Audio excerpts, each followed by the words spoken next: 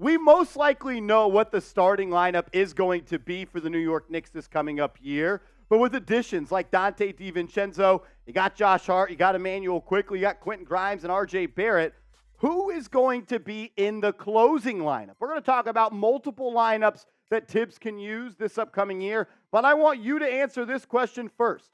What lineup do you want to see the Knicks use this year? Comment 5 names down below right now.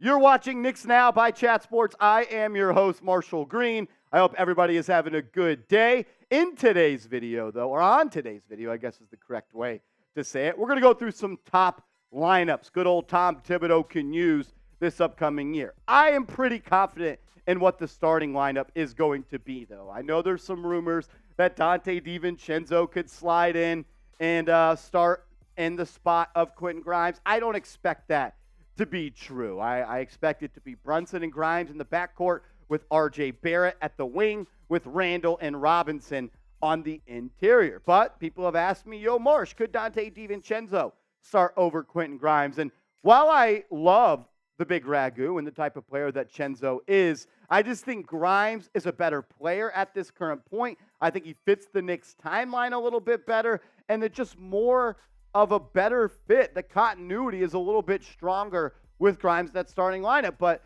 worst case scenario, Grimes rolls an ankle or so, I would want Chenzo to be the replacement for Grimes. I mean, you compare what each guy did for their respective team this past year. They're both giving you about 10, 11 points per game, couple of rebounds, couple of assists, but it's the three-point shooting that really separates them as elite role players. Chenzo, 39.7% from three. I do worry a little bit that percentage is going to dip due to the fact that he got so many open looks playing for the Golden State Warriors. Could that percentage go down to 37%? If it did, I'd still be fine with that. That'd be a great season. He's going to be getting a lot tighter looks. But Grimes, as a second-year player, shot 38.6% from deep, and I think he could be shooting at minimum 40% very soon in his NBA career. I'll ask you this question, and we'll roll on to more lineups that will be used. Pick one of these guys to start. Would you rather it be Donte DiVincenzo? Would you rather Quentin Grimes be starting alongside Brunson in the backcourt? Type the initials of the player you want starting for the New York Knicks this year. Let's talk about what the bench is going to look like.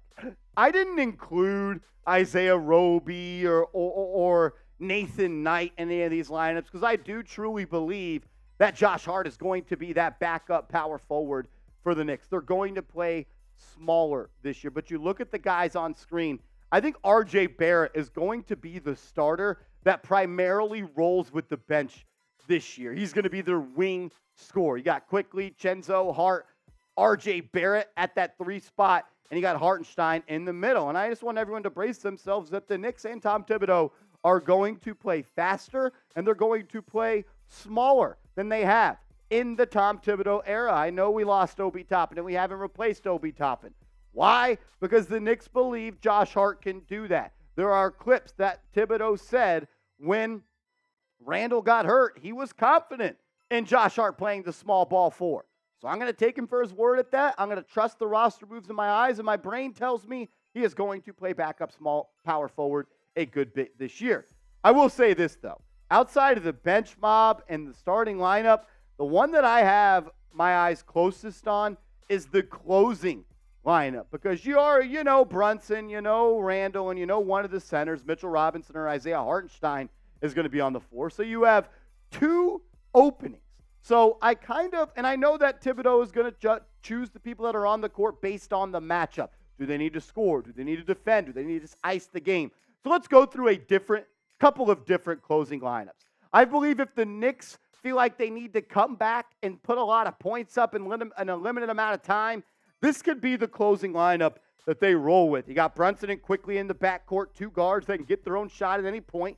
You got RJ Barrett, who averaged 20 points per game last year and had a really good 8-game stretch in the playoffs. And you got Randle at the 4 and Isaiah Hartenstein at the 5. The reason I like this lineup is because there's just good continuity. There's good ball movement. With Brunson and Quickley, you have 2 guys on the court at all times that can initiate the offense, create for others, set the table for others, but also go and get their own bucket whenever they need to. So I feel like if there's a gap that the Knicks are trying to close, that's the closing lineup they could go with. Let's talk about, though, if they want to throw out a defensive juggernaut, shut a team down, and limit their scoring. I think this could be the closing lineup that they roll with. Brunson at the 1, Grimes at the 2, Josh Hart at the 3, Julius Randle at the 4, and Mitchell Robinson at the 5. When you have 3+ defenders like Josh Hart, Mitchell Robinson, and Quentin Grimes all on the floor at the same time, that is going to be a problem for a lot of offenses across the association. That's 3 guys that are plus defenders that do the little things and make winning play after winning play. I thought about putting Quickley in there over Brunson, but I don't ever see a situation where Brunson is not going to be in the game closing out a fourth quarter. What about if the Knicks want to go small? They want to play faster. They're playing a team that's running a small ball lineup. I don't anticipate this lineup being used that much, but I would love to see it. This would probably be the lineup that I want to see the most, and we're not going to get the most of it. So that's probably why I want it. I know I can't get it, so I want it. And that's Brunson, Chenzo, Grimes, Josh Hart, and Julius Randle. This is fast. This is ferocious. Everybody is a threat to score when the ball is in their hands, and they can score from all 3 levels. Just the balance on offense, the spacing, and the pace of that team would really be electric. And I do think that Randle can play that small ball 5. I really do believe that. You just don't have a rim protector out there, and your paint defense might suffer a little bit, but you've got some good defenders as well on the perimeter there. That's an interesting lineup for me, no doubt about it. But if the Knicks just need to close out a game and it's winning time, let's say they're up 6 points with 2 minutes left, this is the lineup I want to see in there.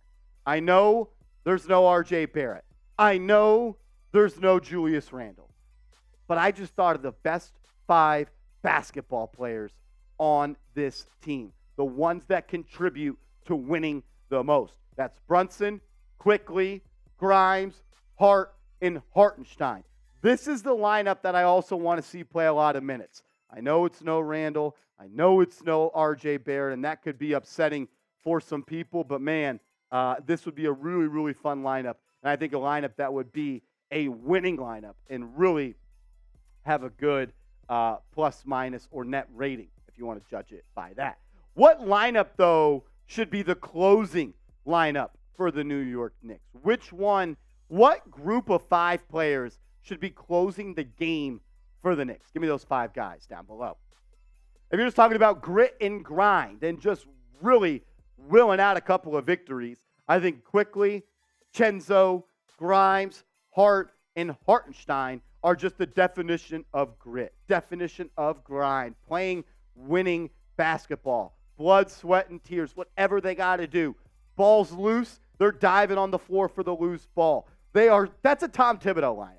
I should have called that the Tibbs lineup, the Tibbs guys lineup. That is a lineup that I think could put the fear in some people's hearts, no doubt about it.